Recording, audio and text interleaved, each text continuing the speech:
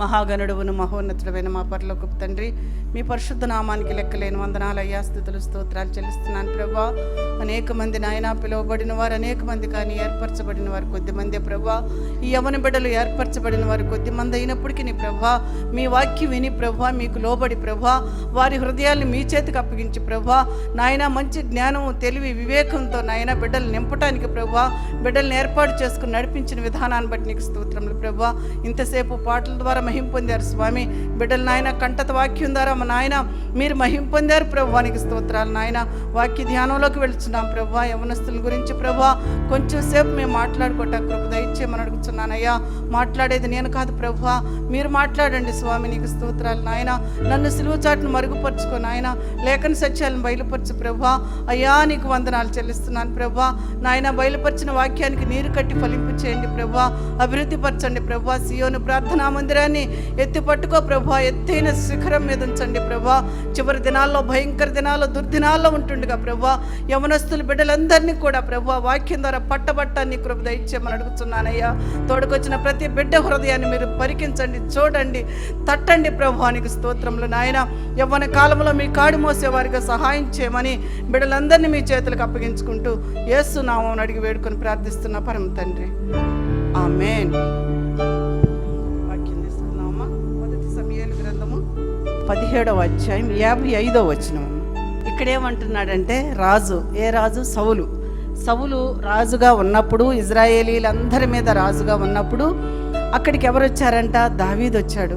దావీదు వచ్చి అక్కడ ఏం చేశాడంటే ఆ ఫిలిష్తీయుల్ని చంపేసి అతని తల చేత్తో పట్టుకొని వెళ్తుంటే రాజు చూసి ఏమంటున్నాడంటే, ఈ యవ్వనుడు ఎవరి కుమారుడు అని ఎవరిని అడుగుతున్నాడంటే సైన్యానికి అధిపతి అయిన అబ్నేజర్ని అడుగుతున్నాడు. అబ్నేర్ని అడుగుతున్నాడు. అడిగినప్పుడు అతనేమంటున్నాడంటే, నీ ప్రాణం తోడు రాజా, నాకెవరో తెలీదు అంటున్నాడు. ఆ రాజు దృష్టి ఆ యవ్వనుడి మీద పడింది. ఎలా పడింది? అంత మంచి పని చేశాడు. ఎంత మంచి పని చేశాడంటే, ఈ ఫిలిష్తీయులందరూ ఇజ్రాయేలీని హింస పెడుతున్నారు, బానిసలుగా చూస్తున్నారు. యుద్ధం ఎప్పుడైనా సరే యుద్ధానికి రెడీ అయిపోతున్నారు.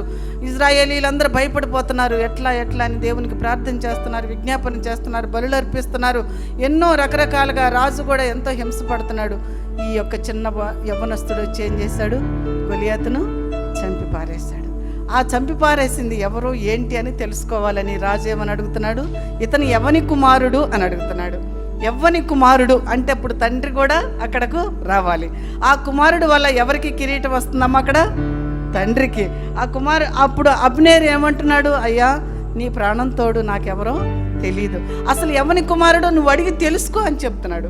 సరే నీకు తెలియదు కదా, పోనీలే ఊరుకో అనొచ్చు కదా రాజు. అనలేదు. అసలు ఎవరో, అతని వృత్తాంతం ఏంటి, అతను ఎక్కడి నుండి వచ్చాడు ఏంటని నువ్వు ఖచ్చితంగా అడిగి తెలుసుకోమని చెప్తున్నాడు. నీ మంచితనాన్ని బట్టి, నీ క్రియలను బట్టి, నీ పద్ధతిని బట్టి, నీ విశ్వాసాన్ని బట్టి, నీ నిరీక్షను బట్టి కూడా దేవుడు మనల్ని ఏం చేయాలమ్మా? దృష్టించి చూడాలి. ఈ బిడ్డ ఎవరు అని చూడాలి. ఈ బిడ్డ ఎంత భక్తిగా ఉంటున్నాడని చూడాలి. ఈ బిడ్డ వాయిద్యం ఎంత చక్కగా వాగిస్తున్నాడని చూడాలి. ఈ బిడ్డ ఎంత చక్కగా వాక్యం చదువుతున్నాడు, ఎంత చక్కగా ఆరాధన చేస్తున్నాడు, ఎంత విధేయతగా ఉంటున్నాడని దేవుడు ఏం చేయాలమ్మా? దృష్టించి చూడాలి. ఆ రోజు సౌలు చూచినట్లుగా దేవుడు మిమ్మల్ని చూడాలి. ఈ బిడ్డలు ఎవరు అని దృష్టించి చూస్తే మనం ధన్యులు. అవునా అమ్మా? ఆయన చూపు చాలు, ఆయన మాట చాలు, మనం ధన్యులం అవుతాం. ఆ చూపు మన మీద ఉండాలంటే మనం ఎలా ఉండాలమ్మా? మంచి హృదయ తలంపుల ఆలోచనలతో మనం ఉండాలి. ఇక్కడ దావీదు చక్కని పరాక్రమశాలిగా ఉన్నాడు. చిన్నవాడైనప్పటికీ, యవ్వన కాలంలో ఉన్నప్పటికీ మంచి రోషం కలిగిన వాడిగా ఉన్నాడు. కాబట్టి సౌలు ఏం చేశాడంటే, సౌలు దృష్టి ఎక్కడ పడింది? దావీదు మీద పడింది. ఇతను ఎవని కుమారుడో నువ్వు అడిగి తెలుసుకోమని చెప్తున్నాడు. ఆ తర్వాత ఏమంటున్నాడు? అయ్యా నీ ప్రాణంతోడు నాకు తెలియదు అన్నా కూడా అసలు తర్వాత అయినా సరే నువ్వు అడిగి తెలుసుకో అని చెప్తున్నాడు. అప్పుడు ఏం చేశాడమ్మ? తర్వాత చదువు నాన్న.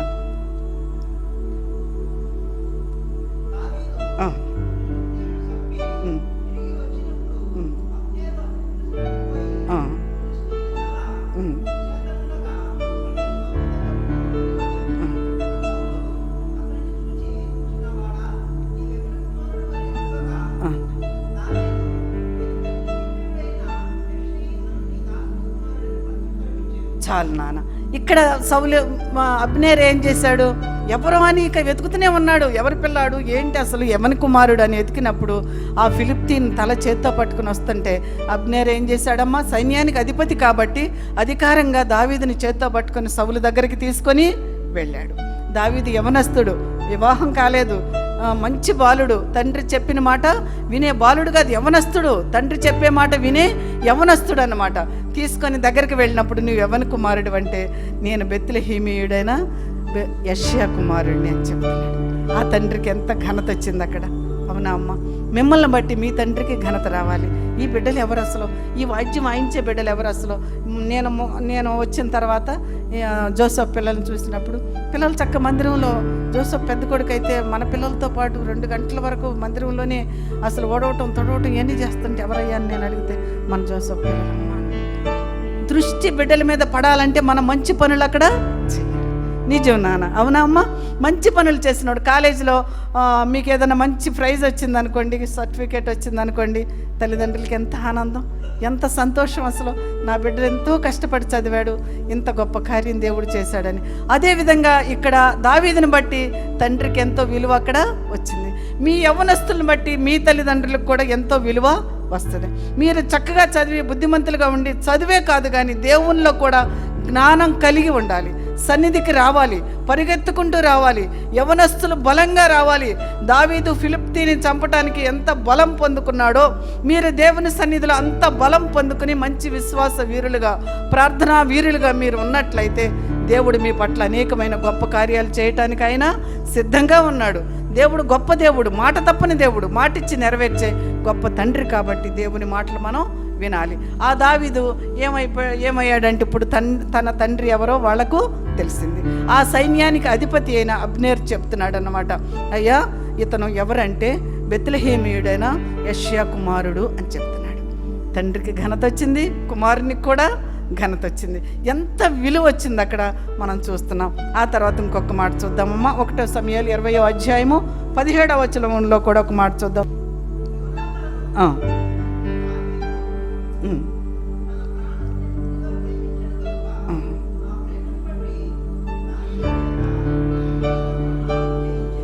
చాలు నాన్న. ఇక్కడ ఏమైందంటే దావీదు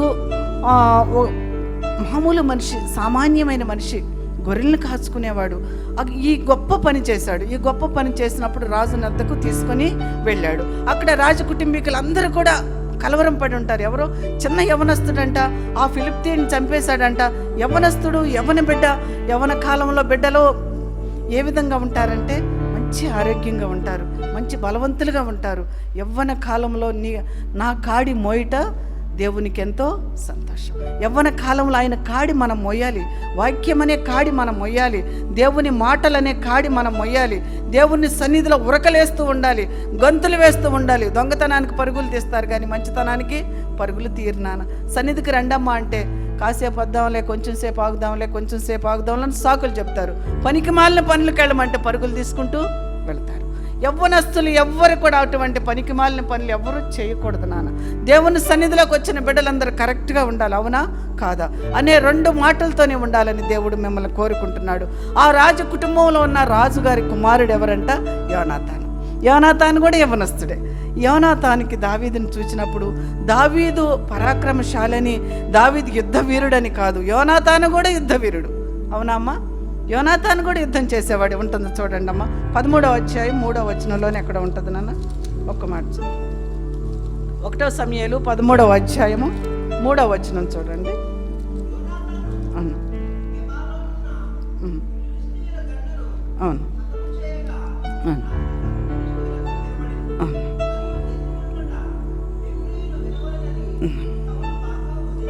చాలు నాన్న. ఇక్కడ ఏమనంటుంది 3వ వచనం, 13వ అధ్యాయం 3వ వచనం 1 సమూయేలులో యోనాతాను కూడా యుద్ధ వీరుడు అని ఉంటుంది. యోనాతాను కూడా అనేక మందిని ఓడించాడని ఉంటుంది. అంత యుద్ధ వీరుడై ఉండి దావీదుతో స్నేహం చేయటానికి అతను ఒప్పుకున్నాడు. యోనాతాను హృదయం ఎంతో విశాలమైన హృదయము. రాజకుమారుడు అని ఎప్పుడు కూడా గర్వించింది అక్కడ లేదమ్మా. ఎవ్వరు కూడా కొంతమంది అందాన్ని బట్టి సౌందర్యాన్ని బట్టి గర్వించుతారు, కానీ ఆ గర్వం అనేది మనకి ఎందుకు పనికిరాదు. సౌమ్యంగా మంచి స్వభావంతో సాధువైన మృదువైన మంచి స్వభావం దేవుడు కోరుకుంటున్నాడు. మన అందాన్ని బట్టి, మన చందాన్ని బట్టి, మన వివేకాన్ని బట్టి, మన తెలివితేటలను బట్టి, మన స్వరాన్ని బట్టి, వీటన్నిటిని బట్టి మనం గర్విస్తే మన పెంట కుప్ప కంటే హీనమైపోతాం అన్నమాట. అందుకని ఇక్కడ యోనాతాను దావీదులో ఉన్న సౌందర్యాన్ని చూచి స్నేహం చేయలేదు. ఆయన యుద్ధశూరుడని స్నేహం చేయలేదు. దావీదుని దేవుడు ఎన్నుకున్నాడని యోనాతాను గ్రహించాడు. అవునా అమ్మ? దావీదుని దేవుడు ఎన్నుకోబట్టే చిన్న 3 రాళ్లతో వడిసెల పట్టుకొని అంత గొలియాతుని చంపివేయటానికి అసలు అన్ని యుద్ధోపకరణాలన్నీ ధరించుకొని వెళ్ళమంటే దావీదు ఏమంటున్నాడు? అయ్యా, ఇవన్నీ నాకు అలవాటు లేని పనులు కదా, నాకు అవసరం లేదు, నేను సామాన్య మానవుడిలాగా వెళ్ళిపోతానని చెప్తున్నాడు. సరే, నీ ఇష్టం బాబు వెళ్ళంటే సామాన్యంగా వెళ్ళిపోయాడు. 3 రాళ్లతో పట్టుకొని ఆ యొక్క ఫిలిష్తీయుణ్ణి హతమార్చాడు. ఎంత గొప్ప దేవుడు! అందుకని చెప్పి ఇదంతా కూడా యోనాతాను గ్రహించలేదు. ఇదంతా తనకు అనవసరం, కానీ ఒక్కటే అనుకున్నాడు, దావీదు మంచి ప్రియుడు, స్నేహం చేయటానికి మంచివాడు, దేవుడు దావీదుని ఎన్నుకున్నాడు అనుకొని చెప్పి రాజకుమారుని అన్న విషయం అతను మర్చిపోయి దావీదుతో స్నేహం చేయటం మొదలుపెట్టాడు. ఈ రోజుల్లో కొంతమంది స్నేహం చేయాలంటే ఎన్నో కేటగిరీలు చూస్తారు కదా అమ్మ. నాకు సరిపోతుందా లేదా ఈ స్నేహం, నాకు మంచిగా ఉంటుందా లేదా, నాలాగుందా, నా ఎత్తుందా, నాలా ఉందా అని ఇదంతా కూడా చూసుకుంటారు. ఇదంతా మనకు అవసరం లేదు నాన్న. దేవుడు ఏర్పాటు చేసుకున్న బిడ్డలు ఎవరైతే ఉన్నారో వాళ్ళతో స్నేహం కలిగి ఉండటం మీకు శ్రేష్టం. పిచ్చి వాళ్ళతో స్నేహం చేస్తే పిచ్చి అలవాట్లన్నీ మీకు వస్తాయి. మంచివాడు వెళ్ళి చెడ్డవాళ్ళ దగ్గర కూర్చుంటే వీడు కూడా చెడ్డవాడే అయిపోతాడు. ఆ చెడ్డవాడు వచ్చి మంచి వాళ్ళ దగ్గర కూర్చున్నా కూడా వీళ్ళు చెడ్డవాడే అయిపోతాడు. అవునమ్మా? చెడ్డవాడికి ఉన్న లక్షణాలు ఏంటంటే 6 నెలలు వాడితో సహవాసం చేస్తే వాడే వీడైపోతాడు, వీడే వాడైపోతాడు. ఈ సహవాసం చేయొద్దు. దేవుని బిడ్డలతో సహవాసం చేయండి. మీరు మాట్లాడండి, దేవుని సహవాసం చేస్తావా అని చెప్పండి. నేను చేయలేను అని మీరు గ్రహించినప్పుడు వాళ్ళని వదిలేయండి, ప్రార్థన చేయండి మౌనంగా. దేవుడు రక్షించే వరకు ప్రార్థన చేయండి. రక్షించకపోయినా సరే మీరు ప్రార్థన చేయండి. అనేక మందిని గుర్తు చేసుకోండి. ప్రపంచమంతా యవనస్తులు ఎంతమంది ఉన్నారో అంతమంది కోసం మీరు ప్రార్థన చేయండి. మీ ప్రార్థన దేవుడు ఆలకిస్తాడు, మీకు ప్రతిఫలం ఇస్తాడు. ఆ విధంగా యోనాతాను దావీదుతో స్నేహం చేశాడు. దావీదు గొర్రెలను కాసుకునేవాడైనప్పటికీ, అంత రాజకుమారుడైనప్పటికీ యోనాతాను ఏమని గ్రహించాడంటే దేవుడు దావీదుని ఎన్నుకున్నాడని గ్రహించాడు. దేవునికి దావీదు హృదయానుసారుడని గ్రహించాడు. అవునమ్మా? పరలోకపు తాళపు చెవి దావీదుకు దేవుడు ఇస్తాడని గ్రహించాడు. అంత గ్రహింపగలిగే హృదయం మనకి ఉండాలి. చాలామంది స్నేహాల ద్వారా చెడిపోతూ ఉంటారు. ఆ చెడిపోయే వాళ్ళు ఏంటంటే వీళ్ళని గ్రహించలేని వాళ్ళు అన్నమాట. గ్రహించే హృదయం చదువుకునే పిల్లలకి, యవ్వన పిల్లలకి ఖచ్చితంగా ఉండాలి. కాలేజీకి వెళ్ళే బిడ్డలకి మరీ ఎక్కువగా ఉండాలి. హై స్కూల్ పిల్లలకి చాలా తక్కువ, కానీ కాలేజీకి వెళ్ళే బిడ్డలకు మాత్రం చాలా ఎక్కువ. ఇంజనీరింగ్ బిడ్డలకి ఇంకా ఎక్కువ ఉండాలి. మంచి జ్ఞానంతో ఉండాలి. ఎవరు ఏమనుకున్నా నా దేవుడు నాకున్నాడని ముందుకు సాగిపోవాలి. సాగిపోయినట్లయితే దేవుడు ఎంతో ఆశీర్వదించి దీవిస్తాడు. యోనాతాను దావీదుతో స్నేహం చేశాడు. 18వ అధ్యాయం 1వ వచనం చదవండి నాన్న. అవును, చాలు నాన్న. ఇక్కడ ఏంటంటమ్మా, దావీదు సౌలుతో మాట్లాడట చాలించినప్పుడు యోనాతాను హృదయము దావీదు హృదయంతో కలిసిపోయింది. ఎంత చక్కని మాటలమ్మా. ఇక్కడ ఏంటంట, దావీదు సౌలుతో మాట్లాడుతున్నాడు. ఏమేం మాట్లాడుతున్నాడో మనకు తెలియదు, కానీ అక్కడ కొన్ని మాటల ద్వారా యోనాతాను హృదయం అంతా కరిగిపోయింది. నేను దావీదుతో ఖచ్చితంగా స్నేహం చేయాలనుకుంటున్నాడు. మీరు కూడా ఏమనుకోవాలి? దేవునితో స్నేహం చేయాలనుకోవాలి. దేవునితో స్నేహం మీకు మంచిది.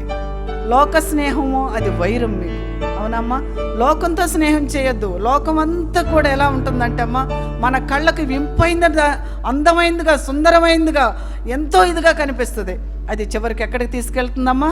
మనల్ని నశింపచేస్తుంది అన్నమాట. 2 స్నేహితులు ఉన్నారంట. అన్నయ్య ఆ వదిన ఎవరొకరు చెప్పే ఉంటారు ఈ విషయం మీకు. 2 స్నేహితులు చనిపోయారంట. చనిపోయినప్పుడు ఒక స్నేహితురాలనంట దేవదూతలు వచ్చారంటమ్మా. వచ్చి నరకానికి తీసుకెళ్లారంట. ఆ నరకం ఎలా ఉందంటే పచ్చగా, చక్కగా, ఇంపుగా, కళ్ళకి అసలు ఎక్కడ చూసినా పచ్చని చెట్లు, అందంగా, అసలు రకరకాల చెట్లు, సినిమా హాళ్ళు, వాల్ పోస్టర్లు ఇవన్నీ కనిపిస్తుంటే ఆ స్నేహితురాలు అనుకుందంట, అబ్బా చాలా బాగుంది ఇక్కడ అనుకుందంట. ఏమ్మా ఇక్కడ ఉంటావా, నీకు ఇష్టమేనా అంటే, ఇష్టమే అందంట.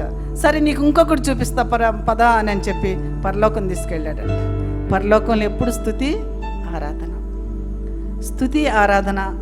సిలువను గూర్చిన వార్త రక్షింపబడిన వారికి దేవుని శక్తి, రక్షణ లేని వారికి వెర్రితనం కదమ్మా. రక్షణ లేని వాళ్ళు ఏమనుకుంటారంటే, ఏం ప్రార్థన అమ్మా, ఎన్ని గంటల ప్రార్థన చేస్తుందమ్మా, ఈమెకి ఎప్పుడు ప్రార్థనే, ఎప్పుడు చూసినా ఆలయమే. మా బంధువులందరూ అంటారు, నన్ను నవ్వుకుంటారన్నమాట మమ్మల్ని చూసి. ఏమ్మా చర్చికి వస్తావా అంటే వాళ్ళకి హేళన, నవ్వుతారు.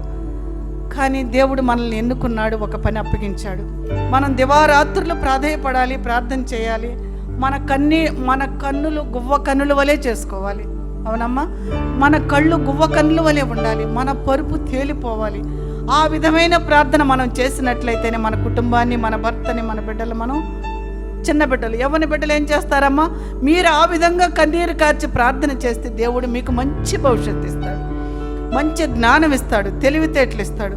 ఇవన్నీ మర్చిపోయి ఆ పరలోకంలో ఎప్పుడు స్తుతి ఆరాధనైనా, అమ్మో నేను చేయలేను, నా వల్ల కాదు, అవసరం లేదు, నేను అక్కడే ఉంటానని చెప్పింది.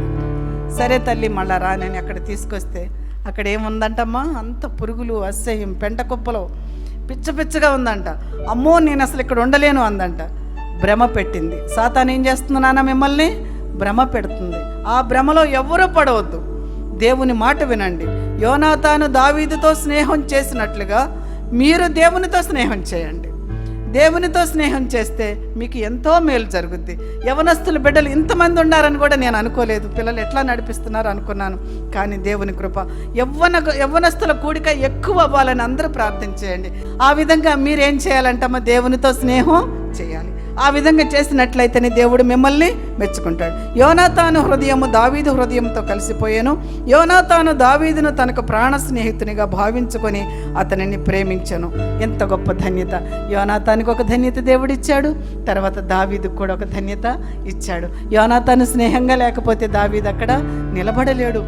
అక్కడ దావీదు ఏం చేస్తాడు, ఆ మంచి 10,000 మంది దావీదుకి జయమని చెప్తుంటే, ఎన్నో వేల మంది చెప్తుంటే సౌలుకి ఆ విధంగా చెప్పట్లేదని సౌలుకి ఏమైందమ్మా, ఈర్ష్య వచ్చింది. ఈర్ష్య, పగ, ద్వేషం, అసూయ వచ్చేసి దావీదును చంపేయాలనుకున్నప్పుడు యోనాతాను దావీదును తప్పించాడు. ఎంత మంచి బిడ్డ! తండ్రి పక్షాన్ని లేకుండా స్నేహితుని పక్షానికి వచ్చాడన్నమాట. నా మాట విను దావీదు, నువ్వు ఈ విధంగా ఉండు అన్నప్పుడు దావీదు కూడా యోనాతాను చెప్పినట్లుగా చేశాడు, తన ప్రాణాన్ని రక్షించుకున్నాడు. కానీ రాజకుమారుడు కాబట్టి ఈ రాజ్యానికి రాజు నేనే అవ్వాలనుకోలేదు యోనాతాను. నిజంగా లెక్క ప్రకారం సౌలు తర్వాత రాజు ఎవరమ్మా, యోనాతానే రాజు అవ్వాలి. కానీ ఆ విధంగా కోరుకోలేదు. ఒక స్త్రీకి కక్ష, క్రోధం, అసూయ ఉంటుంది. పురుషుడికి అసూయ ఉంటుంది. మన రాజకీయాల్లో వాళ్ళకు కూడా అసూయలు ఉంటాయి. ప్రతి ఒక్కరికి, సైన్యాధిపతికి, ఈ సైనికుడికి, ఆ అసూయలు ఉంటాయి. కానీ యోనాతాన్లో ఏ అసూయ కూడా లేకుండా నా స్నేహితుడు రాజు అవ్వాలని ఎంతో కోరుకున్నాడు, ఎంతో ప్రాధేయపడ్డాడు. నిన్ను రాజుగా చూడాలని కోరుకుంటున్నాడు. నా వస్త్రాలని నువ్వు వేసుకో అని చెప్తున్నాడు. ఆ విధంగా స్నేహం చేశాడు. మీరు కూడా ఎంత చక్కగా దేవునితో స్నేహం చేసినట్లయితే దేవుడు మిమ్మల్ని ఎంతగానో ఆశీర్వదించి, దీవించి, ఎత్తిపట్టుకునే దేవుడై ఉన్నాడు. ఇంకొక మాట చూద్దాం నాన్న. అదే 1 సమూయేలు 23వ అధ్యాయము 18వ వచనం చూద్దామమ్మా.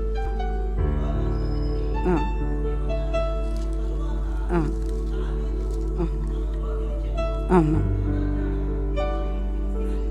చాలమ్మా. ఇక్కడ యోనాతాన్ ఏం చేశాడంటే, ఎంతసేపు మాట్లాడాడు స్నేహితునితో, ఎన్నో విషయాలు పంచుకున్నాడు.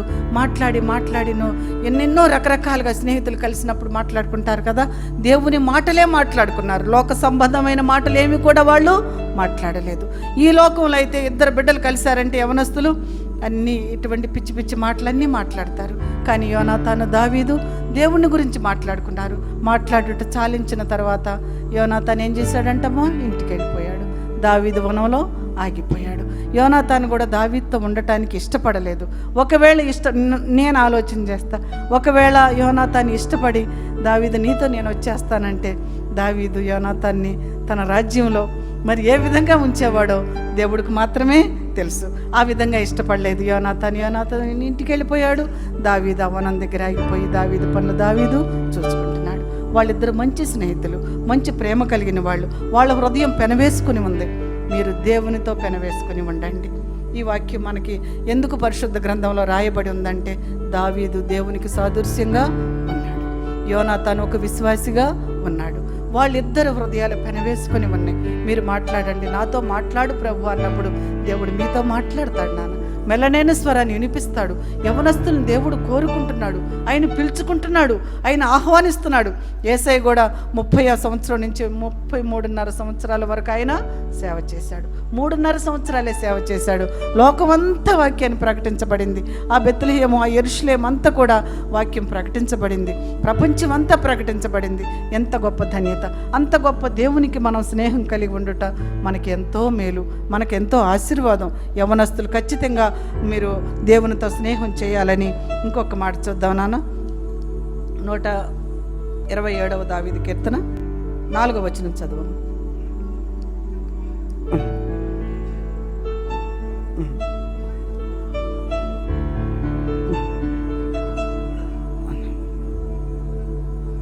చాలు నాన్న. యవ్వన కాలమందు పుట్టిన కుమారులు బలవంతుని చేతిలోని బాణముల వంటి వారు. యవ్వన కాలంలో గర్భం ధరించి బిడ్డలు పుట్టడం కాదు, అది అనవసరం. ఇక్కడ యవ్వనస్తుల కూడిక యవ్వన కాలంలో మీరు దేవుని కలిగి ఉండటం మీకెంతో మేలని దేవుడు చెప్తున్నాడు. మీరు ఎలా ఉండాలంటే ఒక్కొక్కరు ఒక్కొక్క బాణంగా ఉండాలంట. అంబుల పొదలో పెట్టుకుంటాడు ఎవరమ్మా? విలుకాడు. ఎక్కడ పెట్టుకుంటాడు? అంబుల పొదలో కొన్ని బాణాలు పెట్టుకుంటాడు. ఏ బాణాలు పెట్టుకుంటాడు? బలమైన బాణాలు పెట్టుకుంటాడు. బలహీనమైన బాణం పెట్టుకుంటే ఏమైనా శత్రువు గుండెలో చచ్చిపోద్దమ్మది? చచ్చిపోదు. శత్రువు గుండె ఇరిగి కింద పడిపోతుంది. దానికి విలువే ఉండదు అనమాట. అందుకని దేవుడు చెప్తున్నాడు కదా, ఇక్కడ బలమైన బాణం వలె మీరు ఉండాలి. అంబుల పొదిలో బాణం ఏ విధంగా ఉంటుందో ప్రతి యవ్వనస్తుడు కూడా మంచి బాణం వలె ఉండాలి. మనం దేనికి కూడా వెనక్కి తిరిగి చూడకూడదు, దేవుని వైపే చూడాలి. ప్రభువా, నేను నీ వైపు చూస్తున్నాను ప్రభువా. ఎవరైతే ఆయన వైపు చూస్తారో ఆయన మనలను దృష్టించి చూస్తారు. ఆయన వైపు మనం చూడకపోతే దేవుడు మనలను చూడ్డు. మనం చూడాలి. ప్రభువా, నేను నీ వైపు చూస్తున్నానయ్యా, నీ వాక్యం వైపు చూస్తున్నానయ్యా, నీ మహిమను చూస్తున్నానయ్యా, నీ మాటను చూస్తున్నానయ్యా. నువ్వు నాతో మాట్లాడు ప్రభువా, నాకు మంచి జ్ఞానమే ప్రభువా, నాకు జ్ఞాపక శక్తి ప్రభువా అని ప్రార్థించినప్పుడు దేవుడు మీకు ఎంతో జ్ఞానాన్ని ఇస్తాడు. ఖచ్చితంగా ఇస్తాడు నాన్న. ఎంత గొప్ప దేవుడు అంటే, మా జీవితంలో మా బ్రతుకుల్లో దేవుడు ఎన్నో మేలులు చేశాడు. బిడ్డల్ని మంచిగా చదివించుకోవాలనుకున్నాం. బిడ్డలు యవ్వన కాలంలో తొట్టిల్లిపోకూడదు అనుకున్నాం. బిడ్డల కోసం ఎంతో ప్రాధేయపడ్డాం, సాష్టాంగపడ్డాము, దొరిలేము, ప్రార్థన చేసాము. ఇదంతా దేవుడికి మాత్రమే తెలుసు. దేవుడు ఇంత పని మాకు అప్పగిస్తాడని మేము అనుకోలేదు. దేవుడు ఎంతో పని మాకు అప్పగించాడు. ఇది భారమైనప్పటికీ ఎప్పుడూ భారం అని మేము అనుకోలేదు. ఎంత భారమైనా అది సులువే అనుకుంటున్నాం. భార బాధ్యతలను ఎవరు మోసేది? దేవుడే. మనం మోస్తున్నామా నాన్న? దేవుడే మోసేది. మనం చూచేవారమే, మనం మాట్లాడే వాళ్ళమే. ఇదంతా కూడా దేవుడే చూసుకుంటాడు. కాబట్టి దేవుడి సన్నిధిలో మనం ఎలా ఉండాలమ్మా?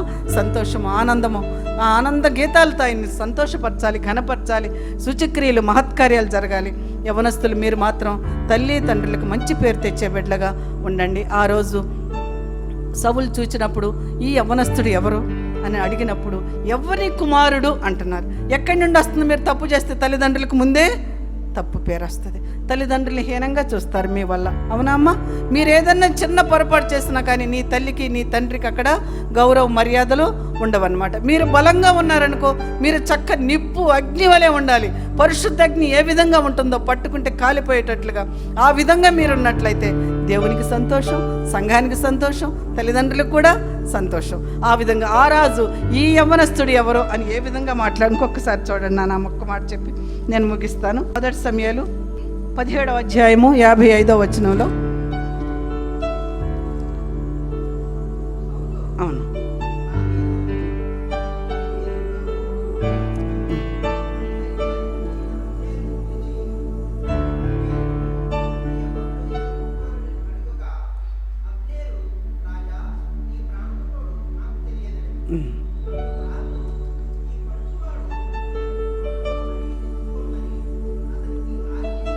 చాలమ్మ. ఈ యవ్వనుడు యవ్వని కుమారుడు అంటున్నాడు, ఆ తర్వాత ఈ పడుచువాడు అంటున్నాడు. 2 మాటలు అక్కడ, చక్కని మాటలు.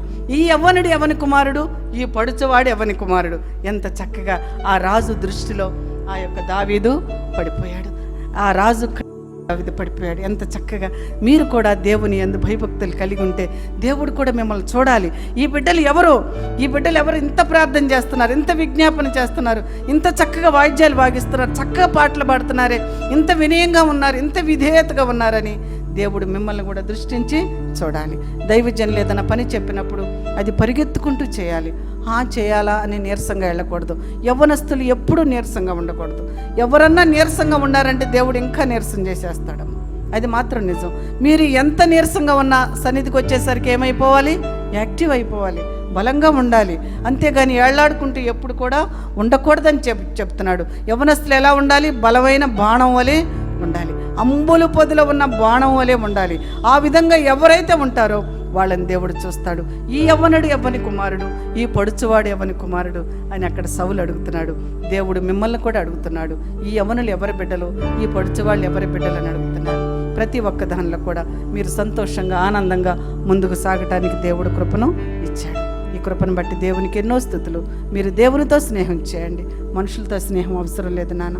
దేవునితో కలిగి ఉండండి, ఆయనలో పెనవేసుకొని ఉండండి. అప్పుడు దేవుడు మీకు అన్ని అనుగ్రహిస్తాడు. ఆయుష్ని ఇస్తాడు, ఐశ్వర్యం ఇస్తాడు, ఆరోగ్యం ఇస్తాడు, ప్రతి ఒక్కటి ఇస్తాడు. ఎవరు కూడా అనారోగ్యంగా ఉండమా అనుకోవద్దు. దేవుడు మనతో ఉన్నాడు, మనలో ఉన్నాడు, మనల్ని చూచే దేవుడు.